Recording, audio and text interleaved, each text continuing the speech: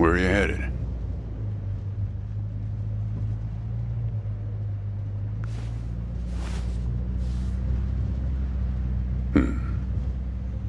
Not the talkative type, eh?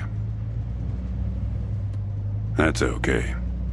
Most people I pick up are just waiting for their turn to talk. Want a raisin? They're from my farm. Sure. California still farms more raisins than anywhere on Earth. Yep, that's right. Some people don't have the slightest idea. Sure you don't want one?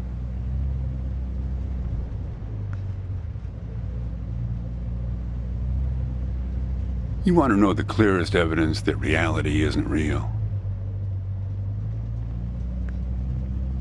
Raisins and grapes, man. They're the same thing, but they taste disgusting when eaten together. Obvious bug in the program there, right? Memory's a slippery thing. Think about when somebody asks you about this ride later, assuming you even know where you're going, and get someplace where somebody can ask you. Hey, how'd you get here anyway? They'll ask you. Oh, I hitched. And your brain will flash back for a second when you say this. And it'll show you a frozen snapshot of yourself, sitting in this car, talking to me like we are right now. But which moment will it actually show you? Will it be this one? Or this one? Or this one? We think we remember how people really were, how our lives together really were. But when we think back to them, even the people we cared about the most, all we're doing is snatching moments out of the air. Just grabbing another raisin out of the box.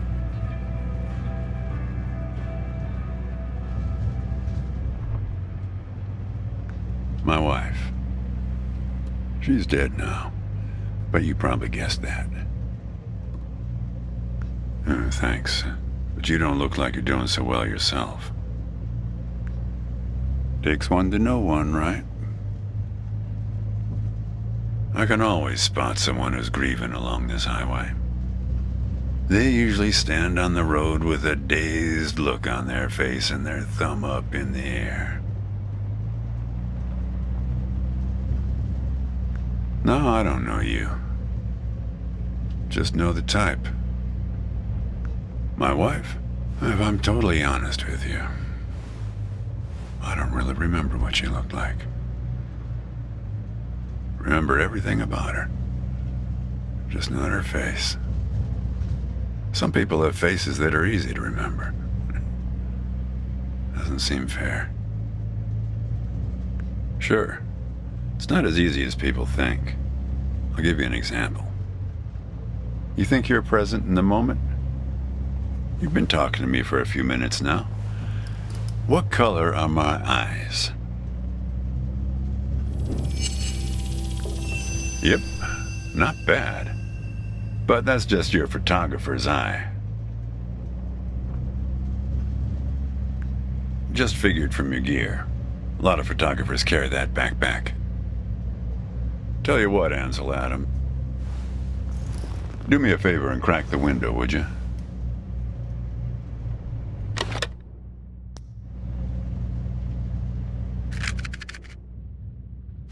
What you got there? That's my number. I used to leave those all over my car in case my car got lost and somebody found it. But yeah, feel free to call me anytime you get in trouble.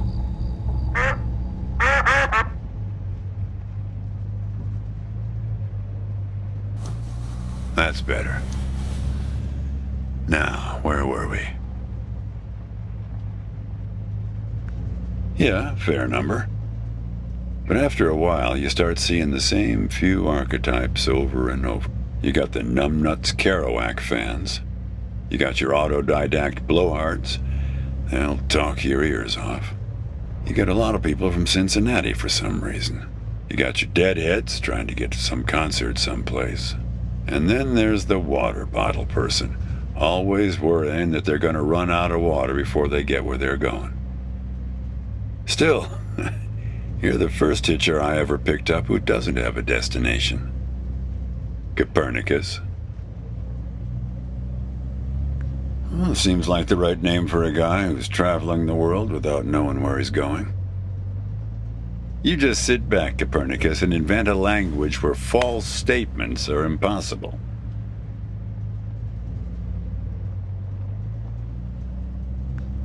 What? Oh, I stand correct.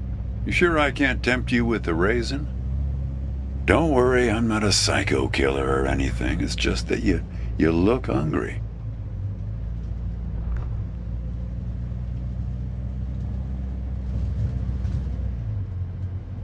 You know, when I was a kid, my brother and I used to drive our parents crazy on long drives like this.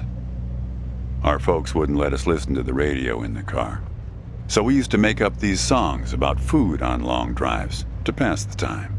We had this one with about 30 verses, each about a different kind of grain. Oh yeah, that drove Mom and Dad crazy. Actually, I'm beginning to understand my parents' perspective. Getting older's funny. It's like reading a book where less and less happens, but the writing gets better and better. Thanks. I got it from an app. It's this app with philosophical sayings. My wife got it for me, to make me sound smarter. Oh, she had a way with words.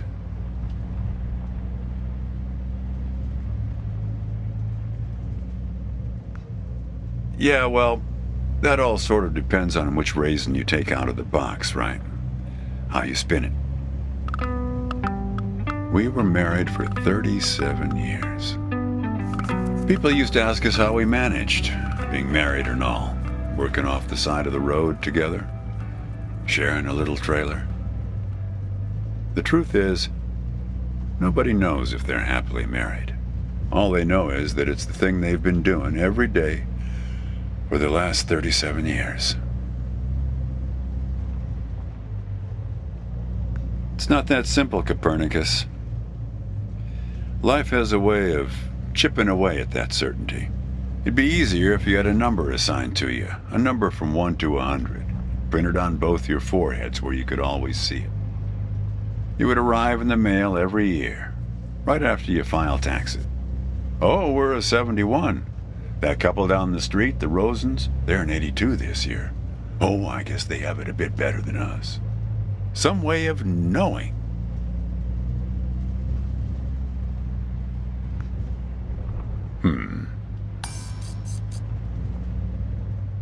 There's a photo in that glove box there of us, standing in front of our trailer. It was in a magazine. One of those stories about vanishing farmers that always pulls heartstrings with the rest of the country. Well, I never opened the glove box myself. It's kind of a superstition of mine. But help yourself.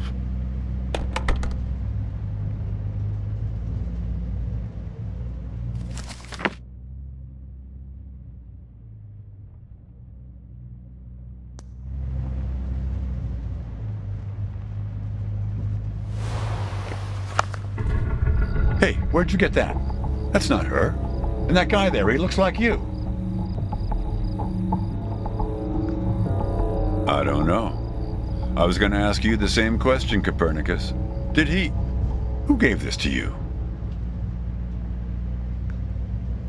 Well, I guess it belongs to you. You'd better hold on to it.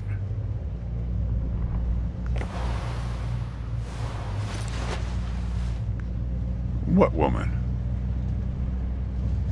Well, oh, her. Well, hard to say. I wouldn't lose any sleep over it.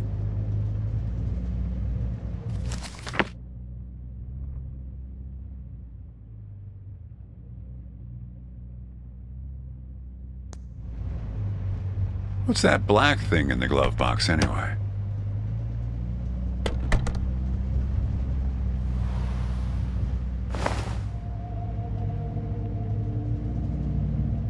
See anything interesting there? Yep, not much to see around here. Pretty flat until we hit North Bend.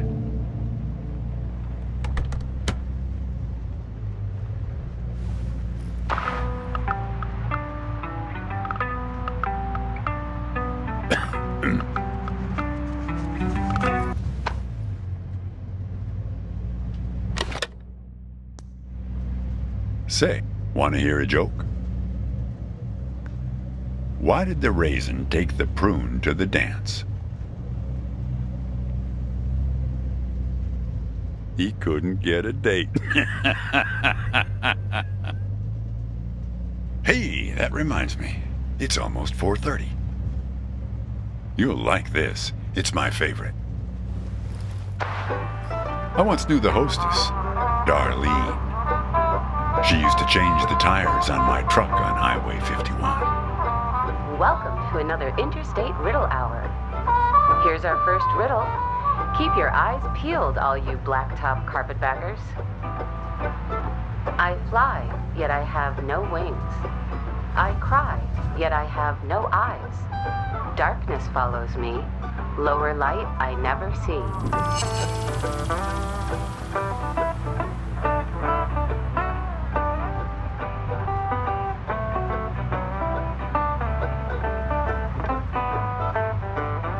Need some help? We're looking for something fluffy.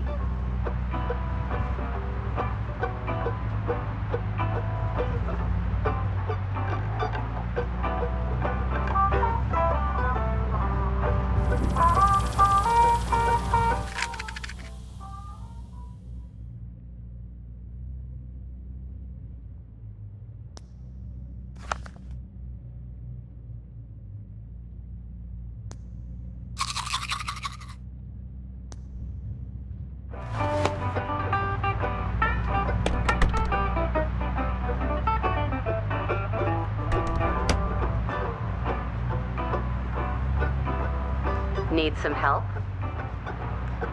Something large and fluffy on the horizon.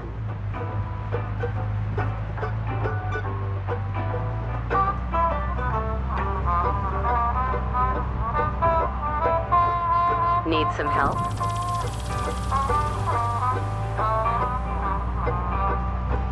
We're looking for something fluffy. Very good. Here's our next one. A gatekeeper forever bound. He opens and shuts with a similar sound. Need some help? Think metal teeth that open and shut.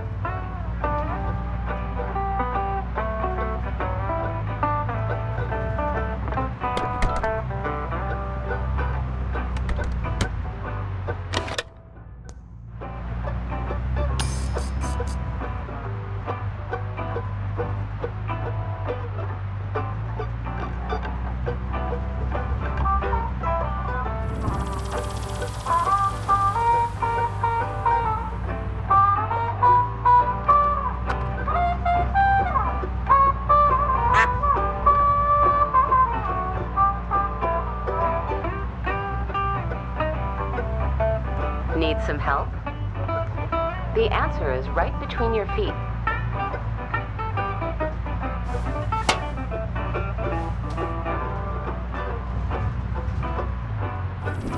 Very good.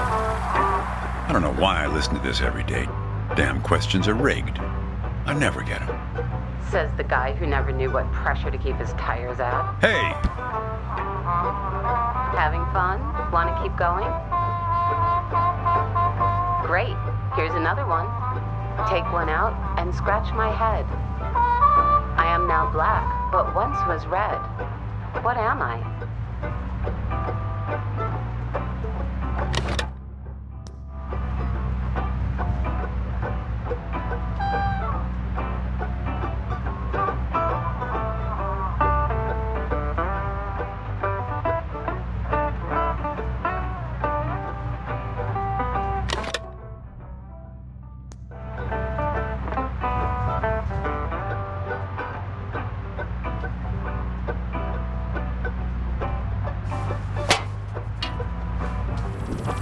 Need some help? Check your backpacks, friends. The answer could be hiding inside. Well done. Okay, here's a tough one. I have 4 wings but cannot fly. I never laugh and never cry. On the same spot I'm always found, toiling away with little sound. What am I?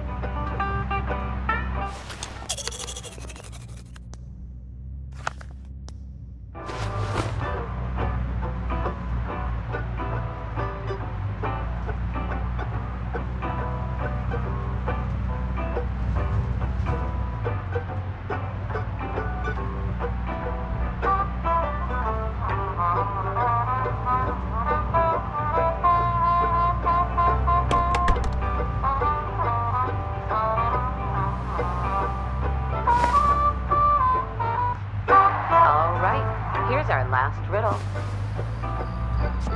He lies without touching the ground. Oh, come on, Darlene.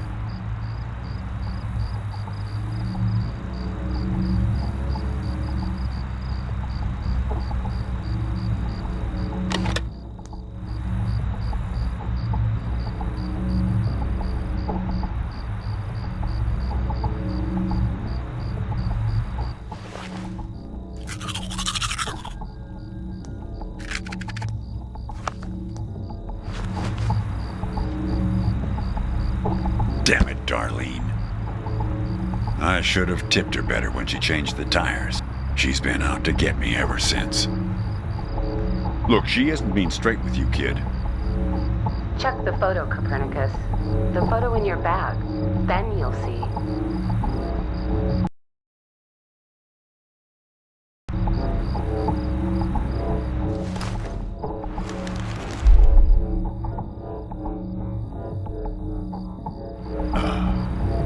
She's in trouble, Copernicus. You must help her. Things like that happen all the time on this highway. It's nothing to lose your scrunchie over. Kid, I am sorry about your girlfriend, but I had nothing to do with it. It's just the opposite. I was sent to protect you. You did. You picked this car every bit as much as I chose to stop for you. You picked this car, picked me, not to feel anything. Kid, just let it go. There's nothing for you down that road. Nothing but hurt. Look, I admit I lied, but only about one thing.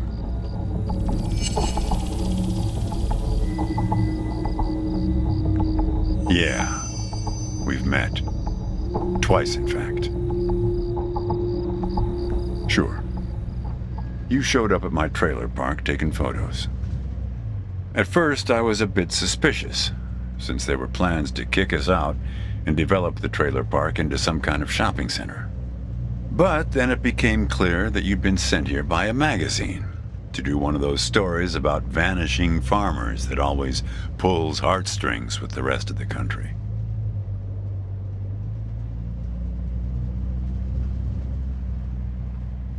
The woman in the photo? No, I didn't actually meet her. I just know what you told me about her. She was backpacking around Europe without you. And you?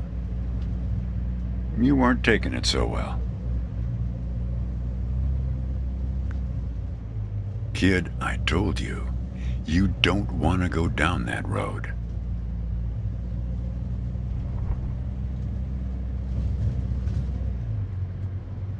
Well, there's one more lie I told you. We're not #1 anymore.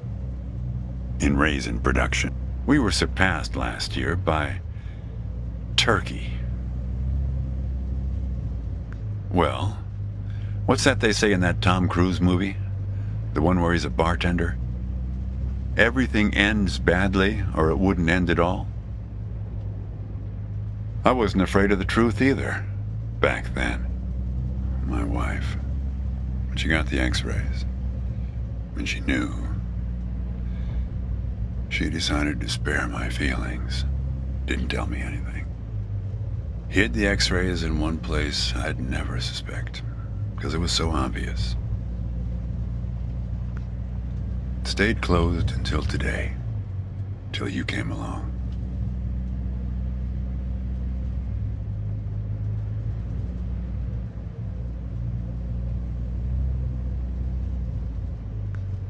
I wish it was that simple, kid.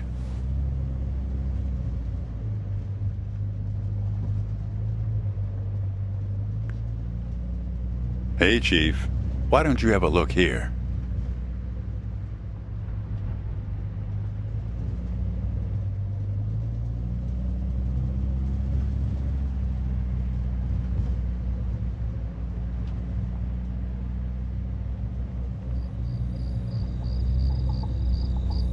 He appeared on this highway about the same time you did.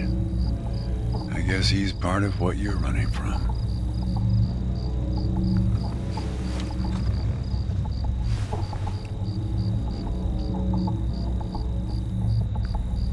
Not sure.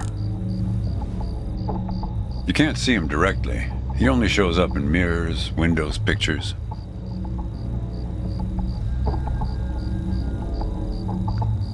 Well, we haven't talked yet about the second time we met.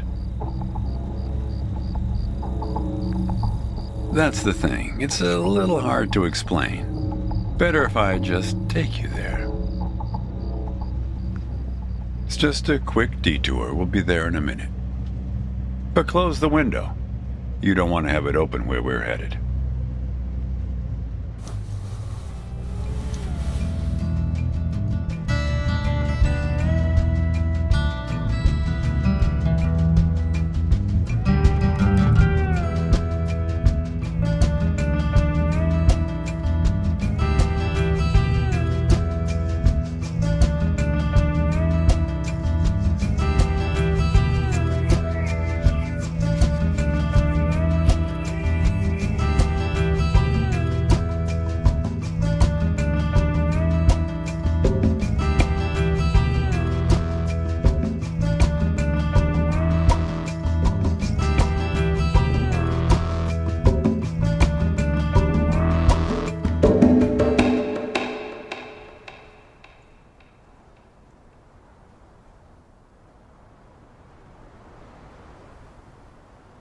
A man travels along a road until he reaches a gate at the top of a hill.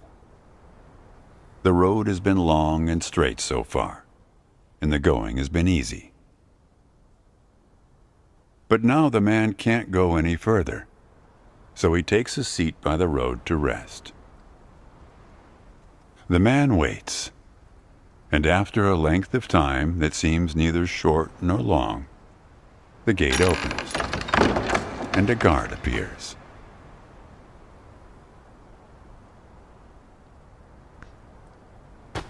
The man asks the guard for entry, but the guard says he cannot let him enter at the moment.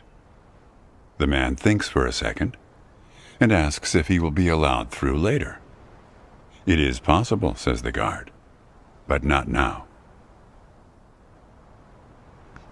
The gate now stands slightly open, and the man tries to look through it longingly. His journey has been easy so far, and he misses the feeling of the open road. The guard notices and laughs. Even if you could gain entry, there are many gatekeepers after me. Some are much stronger than me, and I'm afraid to look upon them. So there the man waits, for days, months, years, waiting to enter. One day, when he's given up hope of entering, a single question occurs to him, one he has not thought of before. Why, he wonders aloud, are there no other travelers along this road? All these years, no one but myself has waited in front of this gate. The answer to this question comes from a voice near his shoulder. It is you who made this gate, says a bird perched nearby. so it exists for no one but you. But why? Asks the traveler. Why would I choose to stop here?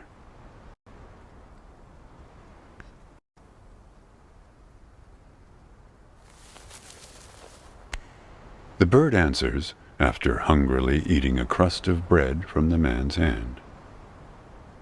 After this point, the road becomes less straight.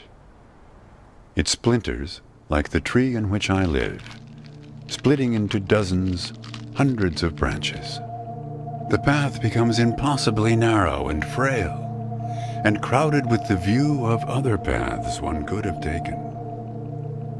There's only one point ahead on the road where all paths converge, where all points join, where the light shines through skin and through lies. But it's never been reached by one of your kind, a traveler who walks on feet.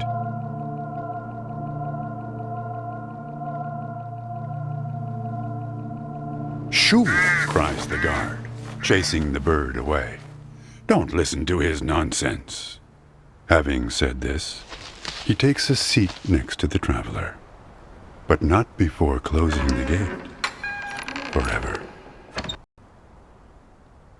So when you think about it, who knows how long we've been sitting here, just like this, on this road.